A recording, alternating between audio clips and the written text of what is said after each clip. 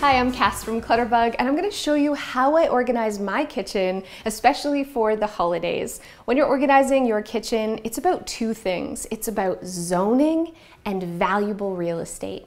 Zoning means creating zones in your kitchen for where you use things. So right here, this is where I make tea and coffee. So I store the tea and coffee directly above the coffee maker and the kettle. And valuable real estate means anything from waist to eye level is where you should store the things you use every single day, which is why I've zoned this cabinet as my baking cabinet.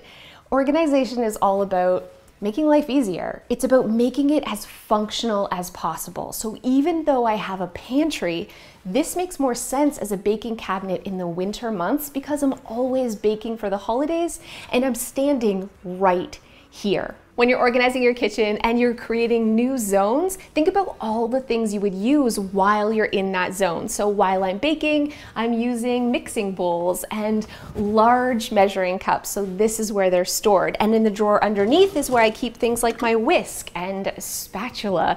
This is about making the most functional space that you can by really thinking about how you use your things and where you use them.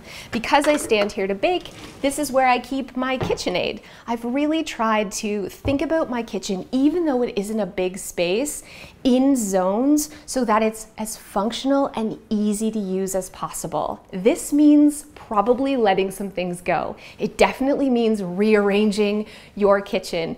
But think about when you moved in, you were tired, you were unpacking boxes, and you put things where it fit. Doesn't necessarily mean that your kitchen is organized to function.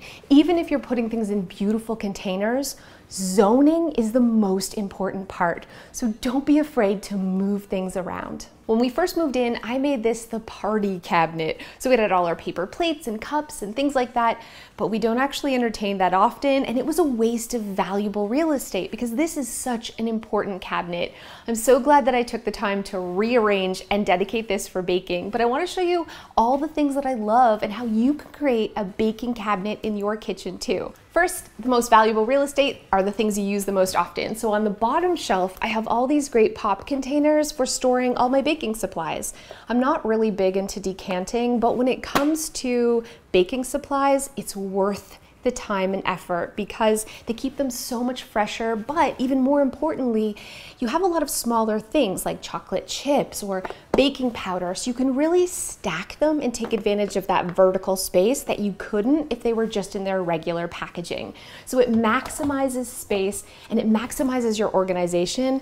Plus they're beautiful too. So loving these containers, especially for holiday and baking cabinet, totally worth it. But this is very cool. So here I have a pull down spice rack, but I'm only keeping the spices that I use for baking. So we have ginger and nutmeg and cinnamon sugar. All the ones I use the most often are here on the bottom, and above we have all of the sprinkles we use for decorating Christmas cookies and cupcakes. It's really convenient just to pull them down. I want to decorate. I absolutely love this little spice organizer, but I think the best part is that the entire unit really easily can come out and set on your counter. So you can take it to your table or anywhere that you're actually decorating cookies, which leads me to the next tip. If you're short like me, sometimes the top shelf in your cabinets can feel like wasted space, which is why it's really important, again, to use containers. So you can easily just reach up and pull down what you need. I have to stand on tippy toes, but if I had everything just in the original packaging tossed in, I wouldn't be able to get to the things in the back. So using containers like this means not only are you maximizing the space because you're stacking them up, but you're not going to lose anything that's in the back.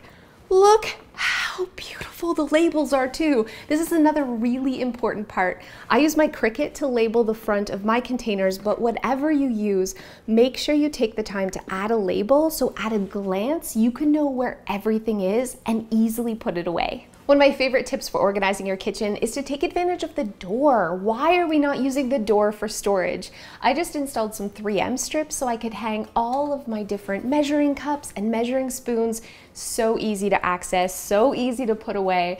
This really takes advantage, again, of wasted space that would just be the inside of the cabinet door.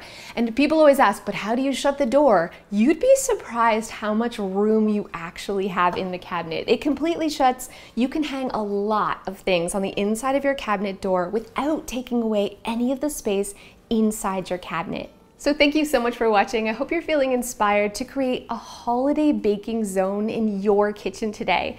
Not only is it about saving you time and effort and making your space organized, but it's also going to be easier to create memories for your family this holiday season, baking and decorating cookies and all the joy that come with the season.